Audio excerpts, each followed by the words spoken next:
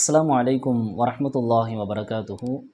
அன்பானவர்களே, நம்முடைய வீட்டில் வயதான மூத்தவங்க பெரியவங்க இருக்காங்க அப்படின்னா, அல்லது மூத்த ஆலிம் பெருமக்கள் இருக்காங்கன்னா, அவங்களுக்கு ஹிதுமத்து செய்து பணிவிடை செய்து அவர்களுடைய துவாவை வாங்கிறதுக்கு நம்ம முயற்சி செய்யணும்.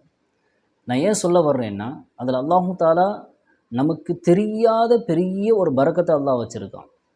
ஒன்று இருக்குது, அவங்க சொன்னதுக்கு பின்னாடி அவங்களுக்கு ஹிதுமத் செய்கிறது, இதை செய்யன்னு சொன்னதுக்கு பின்னாடி அந்த காரியத்தை செய்கிறது.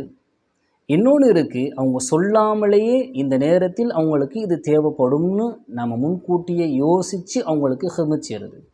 இந்த ரெண்டாவது வகை இருக்கா இல்லையா, அந்த நேரத்தில் அவங்க துவா செய்யும் பொழுது அல்லாஹு தஆலா அந்த துவாவினுடைய பரக்கத்தின் காரணமாக நம்மளை எவ்வளோ பெரிய உச்சத்துக்கு கொண்டு போவான்னு நமக்கே தெரியாது.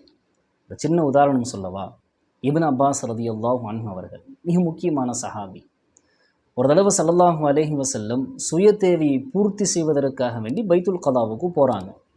போகிறதுக்கு முன்னாடி உது செய்கிறதற்கு தண்ணி எடுத்து வைங்கன்னு சொல்லிட்டு போகலை, சொல்லாமல் போயிட்டாங்க.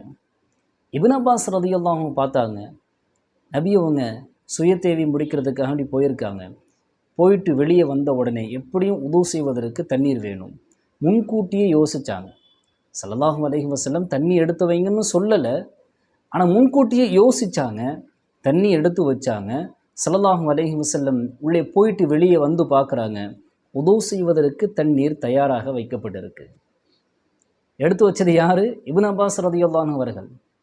ஸல்லல்லாஹு அலைஹி வஸல்லம் அவங்களுடைய அந்த புத்தி கூர்மையை பார்த்து சந்தோஷப்பட்டு மகிழ்ச்சியில் துவா செஞ்சாங்க.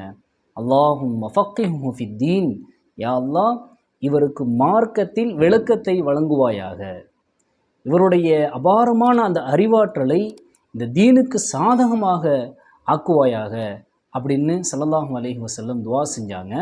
அந்த துஆவின் மூலமாக அல்லாஹு தாலா இப்னு அப்பாஸ் ரலியல்லாஹு அன்ஹு அவர்களை எவ்வளோ பெரிய உச்சத்துக்கு கொண்டு போனான் அப்படின்னா, ரயீசுல் முஃபஸ்ஸிரீன், முஃபஸ்ஸிரீன்களுக்கெல்லாம் தலைவர். திருக்குரானுக்கு நீங்கள் தஃப்சீர்களை விளக்கு உரைகளை எடுத்து பார்த்தீங்கன்னா, அங்கே முதலிடத்தில் இருப்பது யாருடைய தஃப்சீர்னு பார்த்தா இப்னு அப்பாஸ் ரலியல்லாஹு அன்ஹு அவங்களுடைய தஃப்சீர் தான். அவங்களுடைய தஃப்சீருக்கு அடுத்து தான் மற்ற எல்லா நபர்களுடைய தஃப்சீரும்.